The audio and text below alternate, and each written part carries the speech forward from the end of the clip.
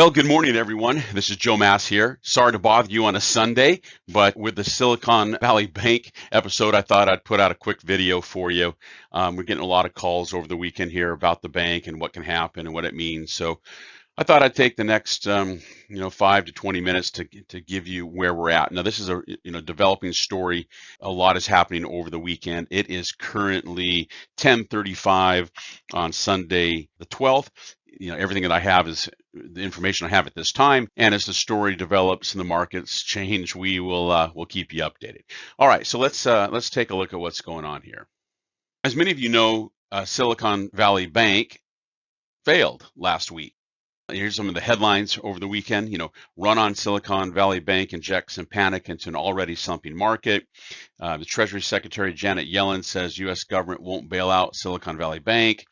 And then ironically, below you see the headlines that hundreds of venture capital firms vow to work with Silicon Valley Bank again if new owners found. And the ironies there is they kind of started the problem. So anyway, we've got all these headlines going. So let's talk about what it means. So in this video, I'm going to cover our portfolios. I'm going to talk about the second largest bank failure behind Washington Mutual back in 2008. We're going to talk about how did this happen. I'm going to try to explain the fractional reserve banking system to you, and then we'll talk about what all this means and then in what to do.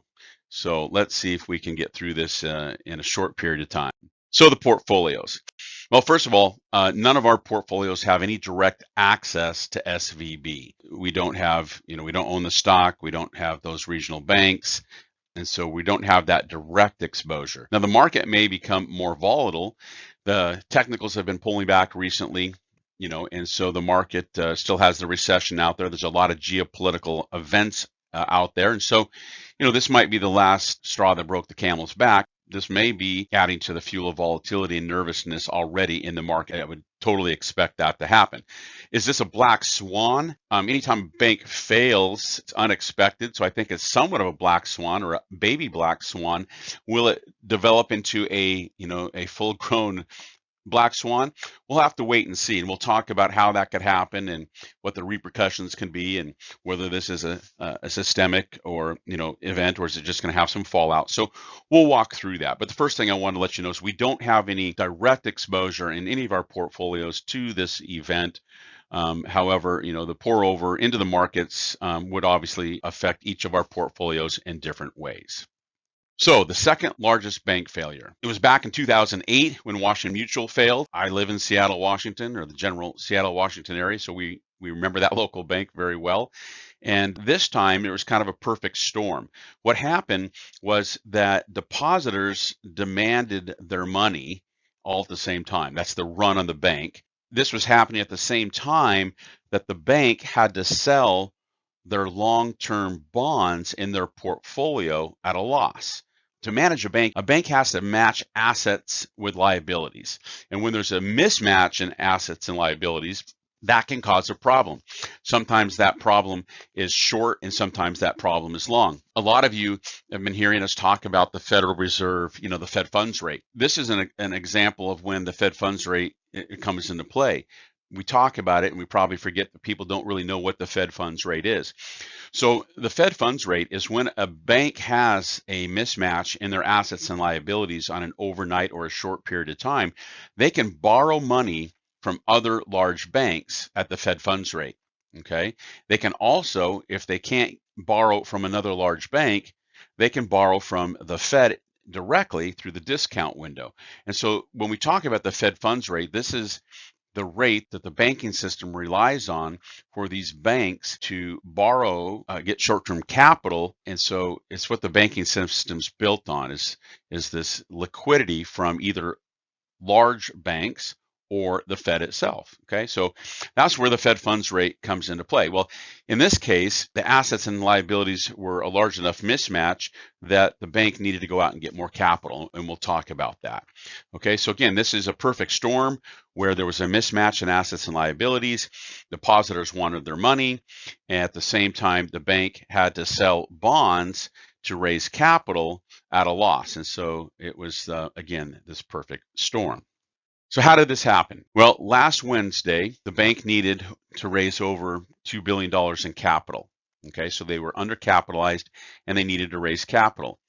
When the word got out that they needed to raise capital, that makes people nervous. And so a lot of the venture capital firms had recommended that their portfolio companies remove their capital, their deposits from Silicon Valley Bank. And so that was the run on the bank. The depositors, spearheaded by the VC community, started that demand for their deposits. They demanded their money back, okay? And we'll talk about the fractional reserve banking system here in the next slide and why that matters and how that happens, okay? But this is what happened. The bank was undercapitalized. They needed money. The word got out that they didn't have enough money. People got worried, and so the run of the bank started. So over $40 billion of deposits were withdrawn by Thursday. Okay, and that's just a very large amount in a very short period of time, and that's what caused the Fed to seize the bank on Friday. Now, another problem here is that we have accounting issues. So banks and companies can put assets on their balance sheet, and they have a couple categories. Two of them is, one is held for investment. And when they're held for investment for long term, the accounting rules don't require the bank to mark to the market. It means they don't have to mark the bonds to the current price of the bonds, okay? Because if they did, because bond prices and yields go up and down every day, the bank would be always adjusting that, and it would pollute the financials per se. And so they don't require them to do that. Well, as the rates have been coming up, right, and bond prices have been going down, the bonds on their books weren't marked to the market. So the bank had bought a bond, let's say for $100, but the bond was really worth $80 currently, but they didn't have to mark it to the market. But when a security becomes available for sale, and or the bank has to sell that asset to raise capital, then they realize that loss, okay? And so in this case, it's just like an individual. If you buy a bond, you know it's going to mature, and so as long as you hold that bond to maturity, you're not going to incur a loss. And so if the bank would have been allowed to hold their bonds to maturity, they wouldn't have to incur this loss. However, because they were undercapitalized and they were having a run at the bank at the same time, they were forced to sell these long-term bonds at a loss. And so that threw fuel on the fire, okay? Let's talk about the fractional reserve banking system. This is probably a mystery to most people. When you hear about it, it doesn't sound legal, but here's how our banking system works. When a bank takes in $1, they only have to hold a fraction of it. So that's why it's called a fractional reserve. When you put $1 in the bank, they only have to keep 10 cents in their vault, okay? And then what they do is they lend it out. So in this example here, you can see step one, that you, a company or a person, deposits $1,000 into the bank. Well, the bank has to hold 10% of that in reserve, so they take $100 and they stick it in their vault. Then the bank loans out the $900, because this is how banks make money. This is how they function, right? You want to buy a car loan, you want to buy a house, you want to buy a boat. So they kept 100 in their vault and loaned out 900. Okay. Now they loaned you the $900 to go buy a boat, and so you go buy the boat. Well, the boat dealer takes their money and deposits it in their bank. Okay. Their bank only has to hold 10%. So at the end of the first transaction, you can see that there is $1,900 in the banking system, but the bank only has $100. And then on line two, when we take that $900 and buy the boat, the bank reserves 90, and then that bank loans out $810. So at this point, there's $2,710 in the system, but the bank only has 190, and then that $810 gets deposited, and then that bank only has to hold $81, and they can loan out $729, and so forth and so forth and so forth. So this can happen 10 times, and we know it can happen 10 times because the current fractional reserve banking system only requires that banks hold 10% in reserves. So if you divide 1 by 10, you get a multiplier of 10. And so this means the bank can loan this money out 10 times. So $1 going into the system leverages the banking system and the economy by $10. Okay.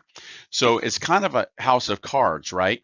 And so very simply, when a run of the bank happens, let's just pretend there was one person, okay? We'll keep it very simple. So you deposit $1 into the bank, and the bank only has to hold 10 cents. Then they loan it out to customer B.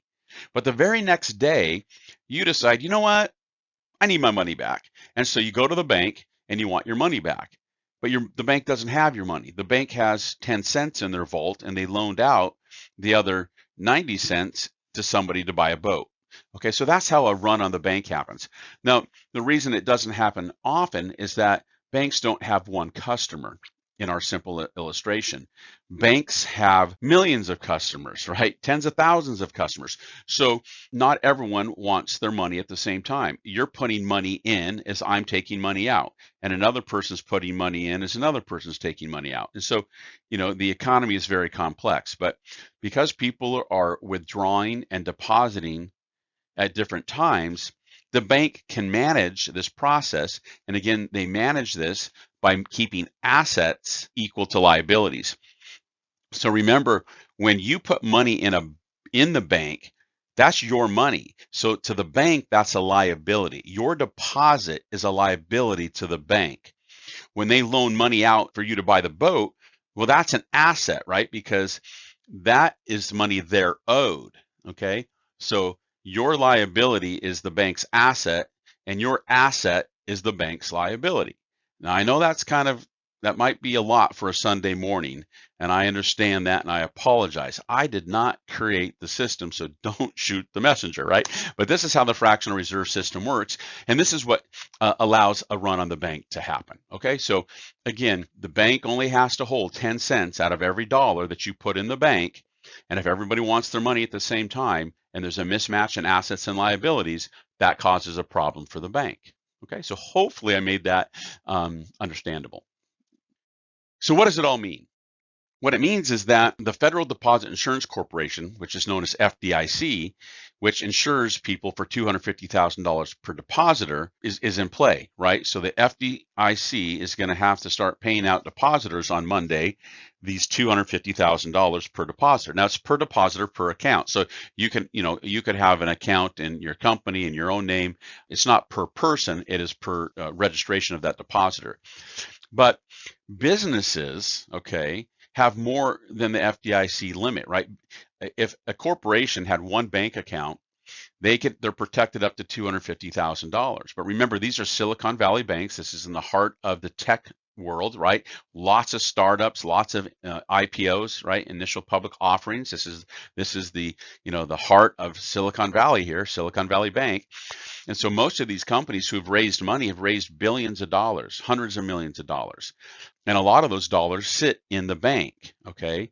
And they need those dollars to make payroll and to pay their bills. And so this is a liquidity problem. Let's just pretend a company had $1 million in the bank, but they're only having 250,000 protected. That can be a really big loss, right? And so there's a lot of people that bank with Silicon Valley, a lot of corporations. And so there's going to be a lot of, potentially a lot of fallout for these startup companies if they don't have access to other capital to continue to run their businesses and pay their bills, okay? And remember, when startups happen, there's a burn rate. They don't have revenue yet, and so they rely on their cash reserves to get them through the period of operations until they have sales and have positive cash flow. So this is really, a big problem for some of these companies. If you're on a board of a company, you might be recommending that your companies only bank with the largest banks. In fact, even small companies like us who bank with private banks might decide, you know what, I don't want to take the risk of being with a small bank who could have this run and doesn't have enough capital. So let's only bank with the 4 or 5 big banks that have been designated too big to fail, right? If I put my money in a Silicon Valley bank and it's allowed to fail, I could lose a lot of money. If I put my bank with the Bank of America or a bank that is designated too big to fail, I might be safer. Now, I'm not endorsing any bank. I'm not endorsing Bank of America. I'm not endorsing Silicon Valley. I'm not saying that you shouldn't bank with smaller banks and that you should only bank with larger banks. What I'm pointing out here is that you can see that there is the potential for these boards and for a lot of people to decide that they are going to be safer with a bigger bank, and that is could be a really big problem for the 10 or 12 other regional banks in that area let alone all the regional banks in the United States. We believe the VCs have kind of started this run on the banks. And again, as of this recording, we've seen on CNBC News that VCs have signed a letter that they will work with Silicon Valley Bank again under new ownership. And so that's a very positive thing, right? Everyone's trying to work this problem. Janet Yellen said that she's working on a solution, but not a government bailout, right? So she's trying to work on this. And then again, as I started to record this, I know there's the auction process is already in process to buy the bank. And so, the government, Yellen will step in here trying to help broker a deal. I think Jamie Dimon said that they weren't interested in bailing the government out again.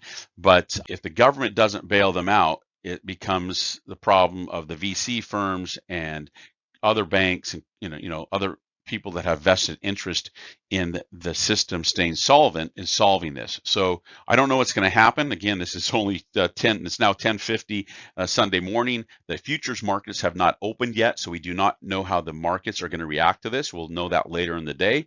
But again, there's a lot of people working this weekend. This was not a peaceful, relaxing weekend for tens of thousands of people. There's a lot of people that we know that work at other regional banks that are very worried about their banks having the contagion, right? And a fallout from this, and that they could have a run on their bank and they could lose their jobs, as well as all of the companies that are worried about losing the deposits in excess of the FDIC limits.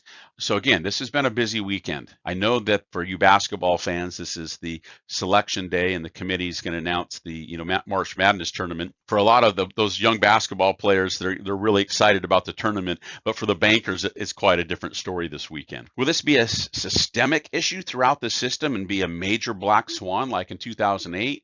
Probably not. But we're watching it, and it could grow into that. It could grow from a baby swan to an adult swan.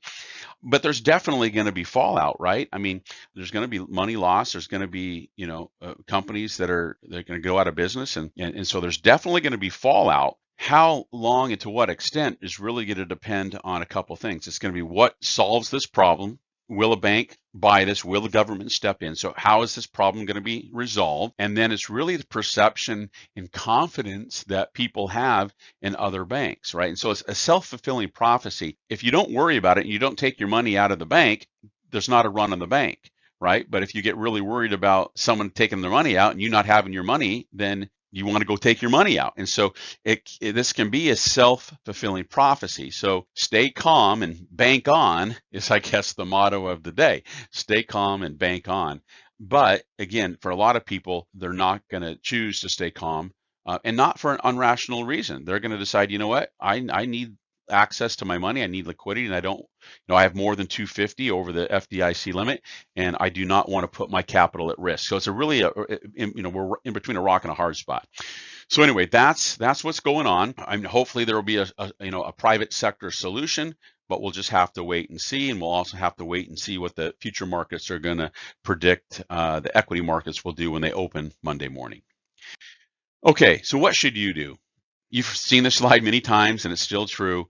You need to have your parachute before the plane's going down, right? So, you should have had, and most of you do have, an integrated financial plan where you have some cash and you have some, annuities and fixed product, and you have a balanced portfolio. So for most of you, having that good plan in place before a black swan happens is what you need. We always like to remind you to hold enough cash to make you comfortable, right? You always want to evaluate your time horizon and the other factors in your investment policy statement, okay, which includes your liquidity, right? So you definitely want to look at where your liquidity is. And holding cash at a big bank is different than holding it at a small bank, and it's different than holding it at your brokerage account at Schwab or TD Ameritrade. So, it's good to have cash at the brokerage firm. They're under different rules than a bank. It's good to have some cash at a large bank. And then again, for some of you, it might be appropriate to have it at these regional banks. Okay, so always be evaluating your investment policy statement factors, and then communicate those changes to us. So if you have a change in your objectives and constraints, or your liquidity, or your taxes, or your time horizon, your risk temperament, you need to let us know so that we can educate you on your best options. We have portfolios to handle all the markets, right? So we have portfolios that can help you if the market's going down or up or sideways. So all you need to do is make sure that you communicate your concerns, and then we'll be able to help you. Again, be patient, right? We're not out of the woods yet with this recession and the global crisis. We got an election. We've all the stuff we've been talking about in the geopolitical front, right? What moves markets? We always talk about interest rates, inflation, corporate earnings, and the Fed. So we have all of those normal factors, continuing that we're watching and will adjust to. So you really need to be patient. But with this banking situation, make sure that you have enough cash in a safe place that you can get to liquidity if necessary. As far as the volatility in the market, we're going to continue to manage cautiously. We're going to monitor and adjust as necessary. We're going to communicate like we are today on Sunday morning. So hopefully you appreciate that. I love to get up and do this. I wish I didn't have to get up and do this today. I wish we didn't have this baby black swan going on right now, but that's what we're here for. And so we hope you appreciate our comments and our guidance on this topic. So as a reminder, a few weeks ago in some of the portfolios, we did increase our cash positions. A couple weeks ago, we did increase our shorting the market positions in the sailboats a couple weeks ago. So again, we've been watching the markets, and we've been adjusting, even before this happened. We didn't know that this Silicon Valley event was going to happen. It was not known, 2 weeks ago, at least by the general public. Maybe the bank insiders knew their capital position, but this wasn't something that was privileged to the market. So we didn't know about this, but we did for other fundamental and technical factors, increase our cash positions, readjust our portfolios. And so we will continue to do that regardless if this is a baby swan or a big swan, or there's more to come. We're going to continue to monitor and adjust and manage actively through all the cycles in the market. So with that, I want to thank you. Thank you again so much for listening to me on a Sunday. I know you have a lot probably more important and fun things to do, but your money and your life and you are very important to us. So we wanted to make sure that we took the time to communicate to you. If you have any questions, please reach out. We're happy to talk about this further. And as this story develops, we might be putting out more videos for you and communicating as appropriately. So again, thank you so much. And I hope that your basketball team, your favorite team, makes it into the March Madness. Again, my name's Joe Mass. Have a great day. Thank you.